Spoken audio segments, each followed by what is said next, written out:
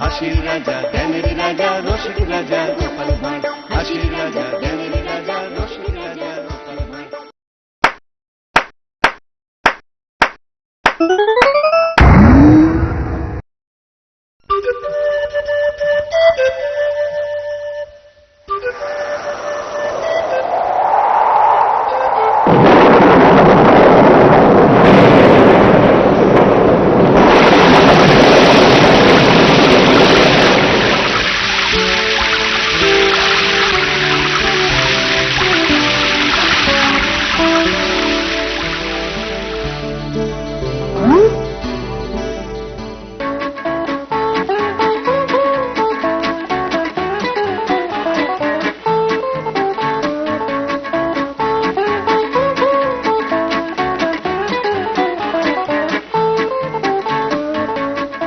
খবর মন্ত্রী মশাই, ইলিশ কিনা দিতেছেন? ভালো ভালো। তার দাম কত দিলেন? পয়সায় 10টা। ওহো, একদম টাকাই দিছে। আমি কাল পয়সা 12টা আনলাম আর আপনি কিনা 10টা। আরে নাহি না, এ হলো খাঁটি পদ্মার ইলিশ। এর চেকনাই দেখেছেন? এর স্বাদই আলাদা। আচ্ছা তাই বুঝি? বেশ বেশ, তাইলে বৌমারে কইবেন আমার লাগে একটু রাইন্দা দিতে, পরে এই কাজের লোক দিয়া আমার বাড়ি পাঠাইয়া দিলেই হইব। একটু সাইখা দেখুন। হ্যাঁ, দিমু না কেন? দিমু, ইলিশের আঁশ দিমু।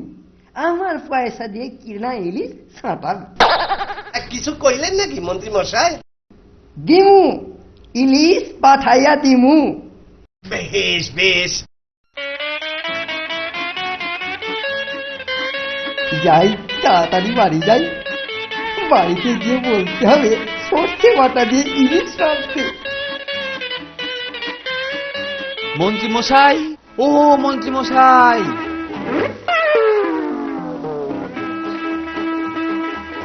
কি ভাবছেন? ইলিশ নিয়ে যাচ্ছেন বুঝি?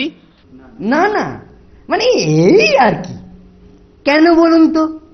বলছি কত দিলেন? বেশ সস্তা না? হ্যাঁ, মানে একদম জলের দাম। তাহলে কবে হচ্ছে ইলিশ ভোজ? আমার সাধ্যে। বেশ বেশ, কাল প্রাতে আমি হাজির হয়ে যাব। আজ তাহলে বিদায় দিন, কাল দেখা হবে। আসুন।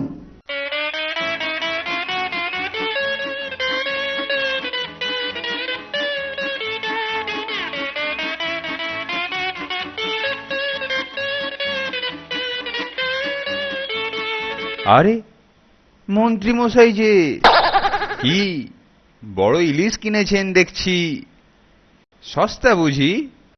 হ্যাঁ হ্যাঁ, সস্তা, তবে বিনা পয়সায় নয়। যা বাবা, এ তো আচ্ছা ঝামেলা। আমি আবার কবে বললুম যে ইলিশ বিনা পয়সায় পাওয়া যাচ্ছে? বড় বড় লোকেদের সব বড় বড় ব্যাপার। উফ, পাঁচলুম, আর কাউকে উত্তর দিতে হবে না। দেখি দেখি, কি সুন্দর ইলিশ গো! কত নিল গো? নিশ্চয়ই তো সস্তায় পেয়েছো। উফ, সস্তায় মেরে ফেললে। সবার মুখে একই কথা, সস্তা সস্তা সস্তা। সস্তা নিকুচি করেছে। মহারাজ, আজ জালে যে ইলিশগুলো ধরা পড়েছে, অত বড় ইলিশ জীবনে দেখিনি। মহারাজ, সত্যি বলছি। থামুন তো, আপনি মহামন্ত্রী না মাছের কারবারি?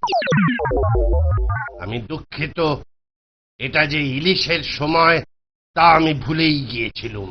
এখন কেউ এই গল্প বন্ধ করতে পারবে না। আচ্ছা মন্ত্রী, রাজপ্রাসাদ থেকে বাজার তো বেশ দূরে। হ্যাঁ মহারাজ, খানিকটা দূর তো বটেই। কেউ ইলিশ কিনলে রাস্তার মধ্যে বিভিন্ন প্রশ্নের উত্তর দিতে হয়।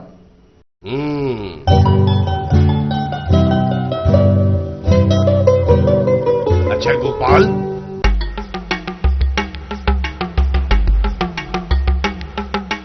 10 মিনিটের জন্য এই ইলিশের গল্প বন্ধ করতে পারবে? মহারাজ, এটা কোনো কঠিন কাজ নয়। বেশ, দেখো গোপাল, তুমি যদি বাজার থেকে একটা বেশ বড় ইলিশ মাছ প্রকাশ্য রাজপথ দিয়ে কিনে আনতে পারো, আর কেউ যদি ওই মাছ সম্বন্ধে কোনো প্রশ্ন না করে, তাহলে তুমি 100 টাকা পুরস্কার পাবে। কি তুমি রাজি? আমি রাজি মহারাজ। গোপাল, আজ তুমি মহারাজের কাছে ঠকবে, আর 100 টাকার পুরস্কারও যাবে। আমাকে মাছের দাম দিন। আমি তোমার অপেক্ষায় রইলুম। আমি এই গেলুম আর এই এলুম।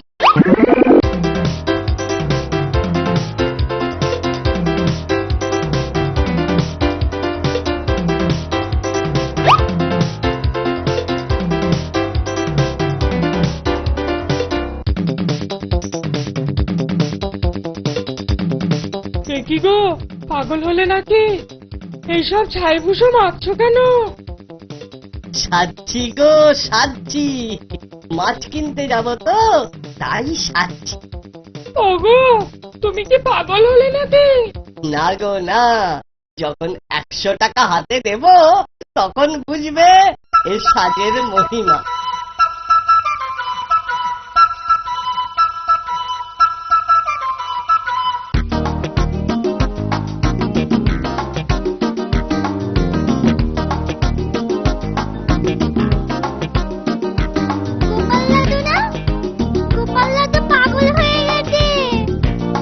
আরে, একটা পাগল আসছে।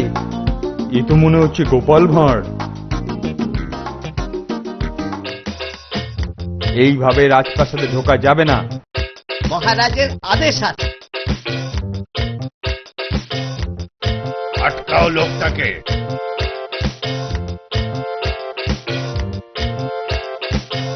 আগে হুজুর, আপনি ভুল করছেন। ও লোক নয়, ও গোপাল। রাজসভায় এভাবে কেন? মহারাজ বোধহয় ভুলে গেছেন। ভুলে গেছি? কি ব্যাপার বলো তো? মহারাজ, ইলিশ এনেছি মহারাজ। রাস্তায় কেউ কোনো ইলিশ সম্পর্কে প্রশ্ন করেছে কিনা লোকজনকে জিজ্ঞেস করুন। এখন আমার পুরস্কার 100 টাকা। সবুর করো, আমি খোঁজ খবর নিই।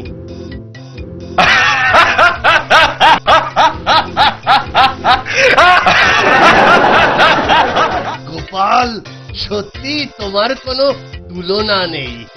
সারা রাস্তা লোকে তো তোমার এই দিগম্বর দৃশ্য দেখে চোখ চাপা দিয়েছে। প্রশ্ন করবার সুযোগ কোথায়?